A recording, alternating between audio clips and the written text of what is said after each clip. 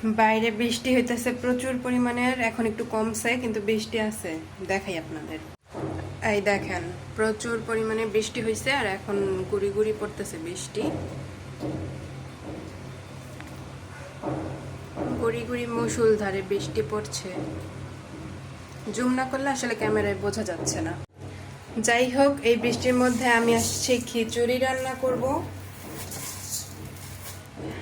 সেদিন একটা ভিডিওতে দেখলাম ইন্ডিয়ার দাদারা ইলিশ মাছ খাইতে পারতেছে না, তারা ছোট একটা ইলিশ মাছ কিনা 12 পিস করছে, 12 পিসই মনে হয় করছিল, মানে একটা ছোট ইলিশ মাছ। আর আজকে আমরা যারা বাংলাদেশি আছি তারা বৃষ্টি হলেই হচ্ছে খিচুড়ি, ইলিশ মাছ বা মুরগির মাংস।